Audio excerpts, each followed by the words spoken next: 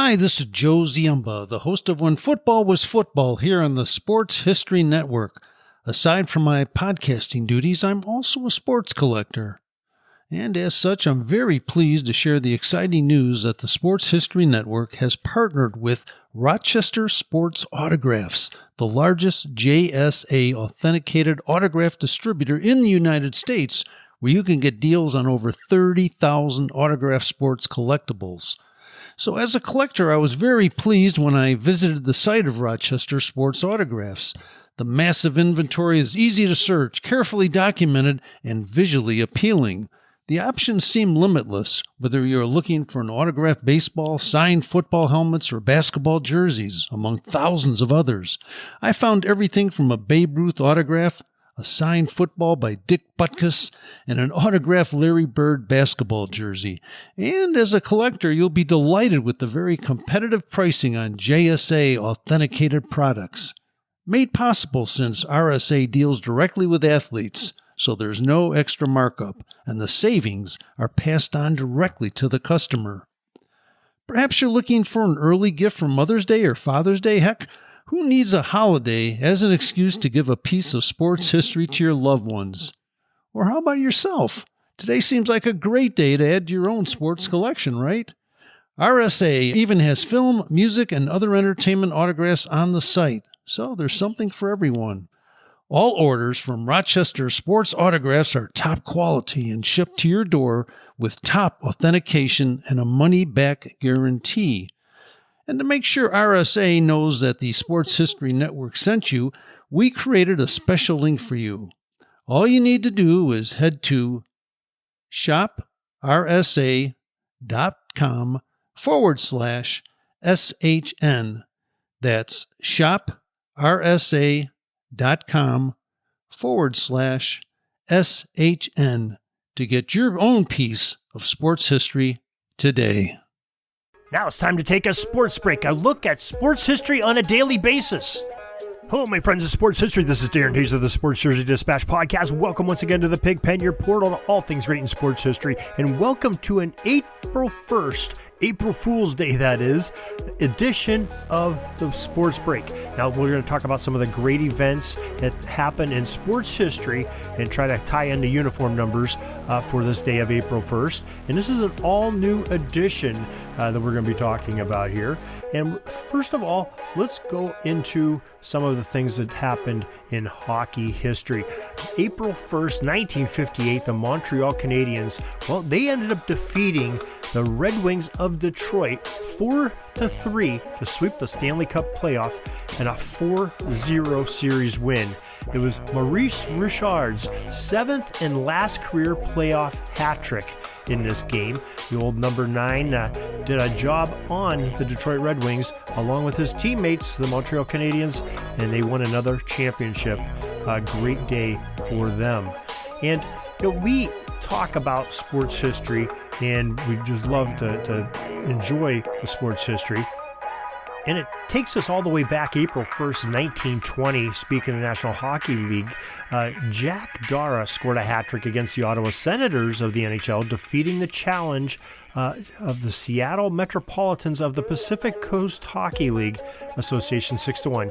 This victory gave the Senators a 3-2 series win in the Stanley Cup playoff final that was played at the Mutual Suite Arena in Toronto, Ontario.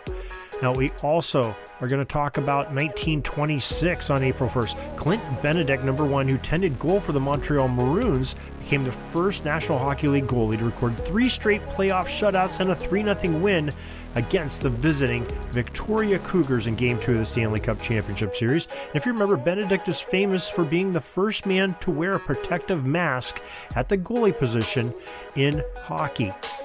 Now, we had a little bit of baseball in 1930, April 1st. A sideshow feat in baseball was accomplished in a stunt where catcher Leo Harnett, number 7, also known as Gabby of the Chicago Cubs, grandstanded by catching a baseball dropped from an airplane.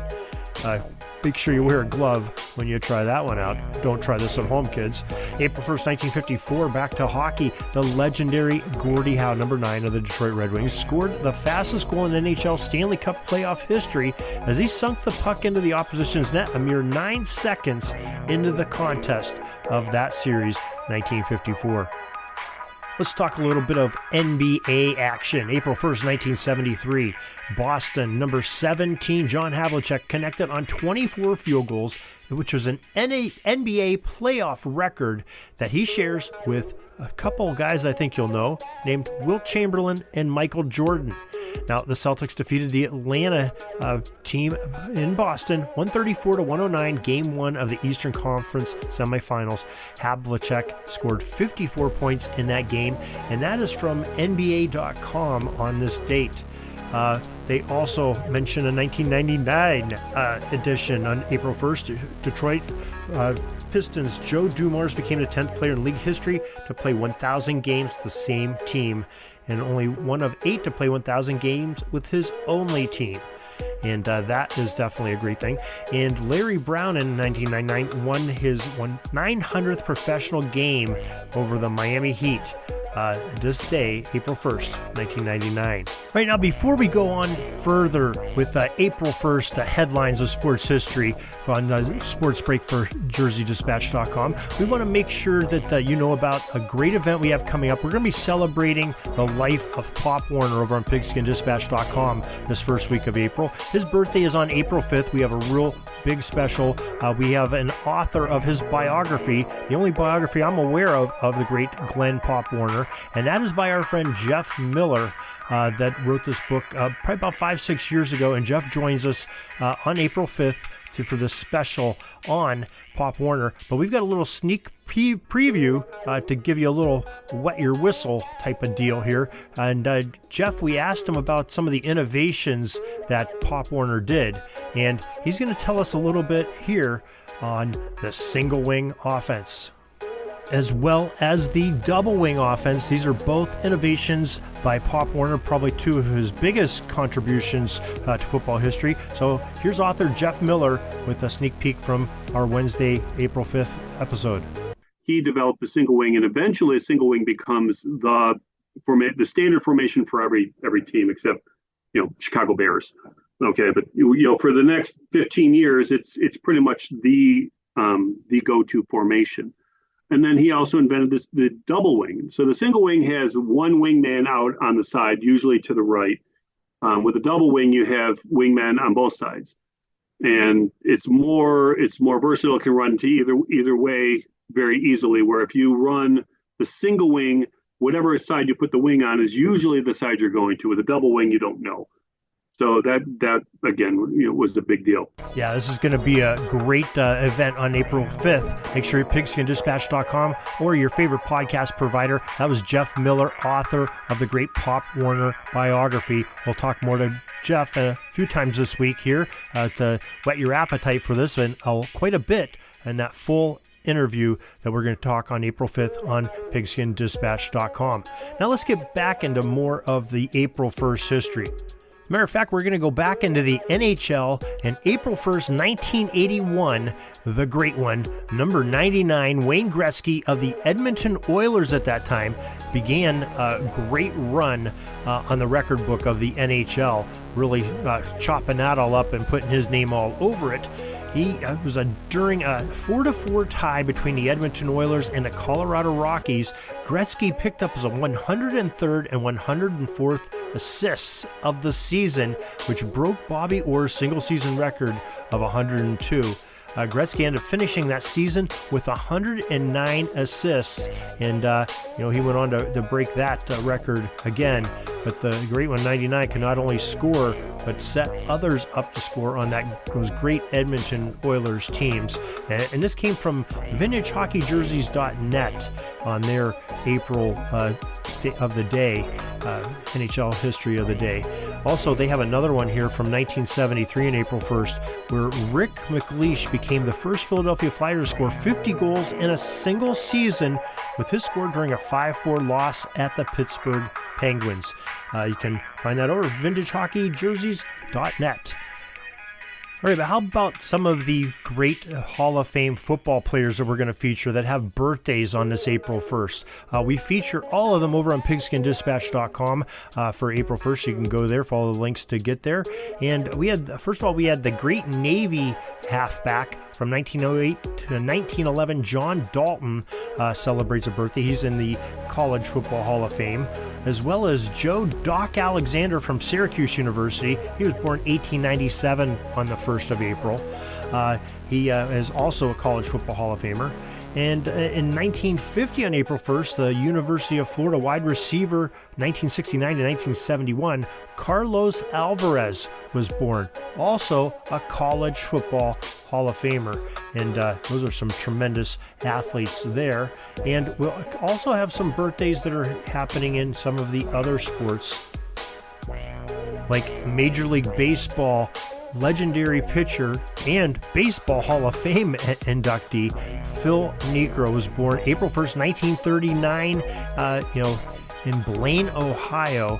He wore that number 35 with the Milwaukee Braves, Atlanta Braves, New York Yankees, Cleveland Indians, and the Toronto Blue Jays. 24 seasons in the MLB, 5 All-Star games, won an ERA title, and was awarded 5 Gold Gloves over the course of his brilliant career. And you can catch more on that on jerseydispatch.com. And, that's where we house the home of this very podcast. And we're sure glad that you were able to join us today. Gave you a sneak peek of what's happening on Pigskin Dispatch next week. Well, we have some great events that are going to be coming up next week, this first week of April, on the Sports Jersey Dispatch podcast as well. We're going to talk to author Dave Jordan this week. Wrote a great book on one of my favorite players from the 1970s and 80s, Dave Parker, Pittsburgh Pirate, Oakland A's, his biography. We'll talk to Dave Jordan, the co-author on that. And we're also going to talk to some ESPN celebrities. We're going to talk to Paul Hembekides on his new book that he wrote with Mike Greenberg. Greeny and him wrote this Got Your Number book.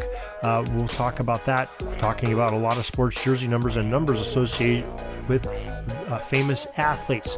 We'll get some more sneak peeks on those as the week goes on and tell you when those are coming out, so stay tuned for those. And until tomorrow, everybody, have a great sports history day. This penalty kill is almost over. I got to get back out on the ice. But thanks again for joining us for another great edition of Sports Jersey Dispatch Podcast. We'll see you tomorrow. We invite you to check out our websites, jerseydispatch.com and pigskindispatch.com. Not only see the daily sports history, but to experience the preservation of great events and people that play the games. Find us on Pigskin Dispatch. It's also on social media outlets of Facebook, Twitter, Instagram, and don't forget the Pigskin Dispatch YouTube channel. You get all your daily sports history. Pigskin Dispatch is happy to be associated with the Sports History Network, the sports headquarters of yesteryear, found at sportshistorynetwork.com. This podcast is part of the Sports History Network, your headquarters for the yesteryear of your favorite sport. You can learn more at sportshistorynetwork.com.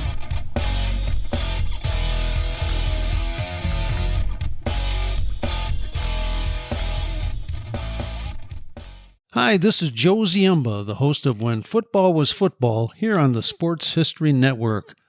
I'm very pleased to announce that I will be partnering with the Sports History Network to give away 2 copies of my latest book called Bears vs. Cardinals, the NFL's Oldest Rivalry.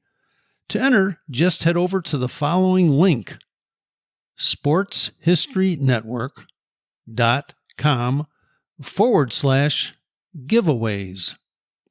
We hope you'll enjoy the numerous stories in the book, which is largely based on the newly released Dutch Sterneman collection at the Pro Football Hall of Fame. Dutch was the co-owner of the early Chicago Bears with George Halas and kept correspondence, financial records, and scouting reports, which now allow us to peek into the management of an NFL club during the first few years of the league's existence. Along the way, we'll meet unusual gridiron characters from years gone by, including a quarterback who could throw the ball farther behind his back than he could throwing it forward, a Bears lineman who was such a good tavern fighter that he decided to enter the boxing universe, and a Cardinals halfback who gave up the NFL rushing title by deciding to not show up for his team's final game of the season. And can we forget the time the Al Capone mob interrupted a Bears-Cardinals game? The new book was fun to research, and I hope you will enter our free contest today. Once the winners are selected, we'll be in touch regarding shipping as well as to inscribe the book personally for you. This might make a perfect gift for Mother's or Father's Day, or simply add it to your own personal collection. Once again, enter by visiting sportshistorynetwork.com/giveaways. Thank you and good luck.